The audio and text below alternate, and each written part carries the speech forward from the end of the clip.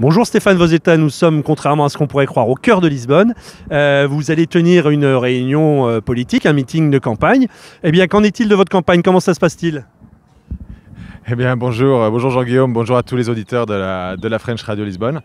Écoutez, je suis ravi moi d'être là sur le terrain, venir à la rencontre pour l'instant des Français du Portugal, puisque c'est le cas depuis hier matin. J'étais en Algarve, j'ai passé la journée en Algarve, et depuis ce matin je suis dans la région de Lisbonne et du centre.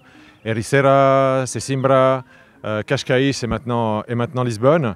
Et pour moi, c'est un grand bonheur non seulement de revenir ici, parce que vous savez qu'à chaque fois que je reviens au Portugal, ça me ravit, mais en plus, après des semaines et des semaines de recevoir des messages écrits, des messages vocaux de soutien de la part non seulement de Paris, mais surtout, le plus important, de tous les électeurs de la circonscription, en particulier des Français du Portugal, ça fait plaisir aussi de recevoir ces messages en personne, et d'avoir des poignées de main, des gens qui s'approchent, qui me disent de tenir bon, que les principes pour lesquels je me base sont les bons, et qu'en plus, ils ont envie de me voir continuer, en particulier face aux adversaires en présence et à celui qui fait parler tout le monde.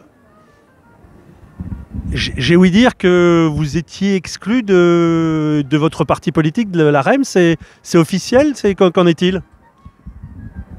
Alors, apparemment, ces temps-ci, on apprend tout par la presse. Effectivement, en lisant la presse aujourd'hui, j'ai appris qu'apparemment, la nouvelle de mon exclusion serait quasi officielle, en tout cas confirmée par l'entourage du directeur général de l'AREM.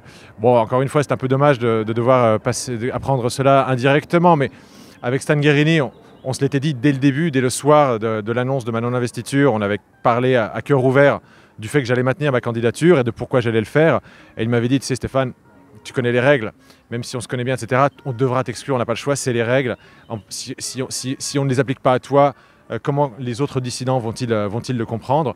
Donc je suis exclu, c'est les règles, je le prends avec le sourire. Ceci dit, je maintiens ma volonté d'être réélu le 19 juin, de redevenir député des Français du Portugal et de la 5e circonscription, de rejoindre la majorité présidentielle.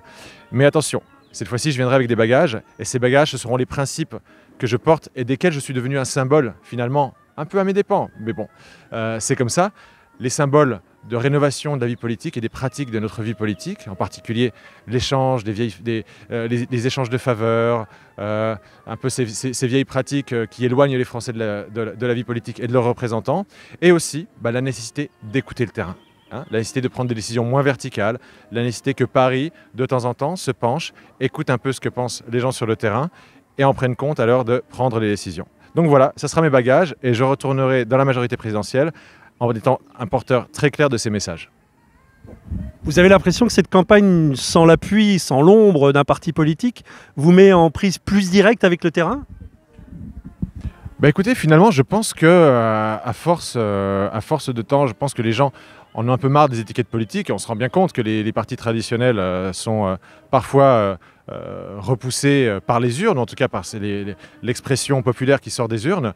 Là, en l'occurrence, je sens bien que les gens sont encore plus enthousiastes face à ma candidature, à l'idée qu'en plus je sois un candidat sans étiquette. Et qui dit sans étiquette dit sans soutien de parti politique. Et qui dit sans soutien de parti politique dit que si je suis élu, effectivement, je serai peut-être un député un peu plus libre et avec une voix qui porte un peu au-delà peut-être de ma famille politique. Merci beaucoup Stéphane Vosetta. Visiblement, l'indépendance a toujours des atouts pour plaire aux électeurs. La French Radio. Portugal.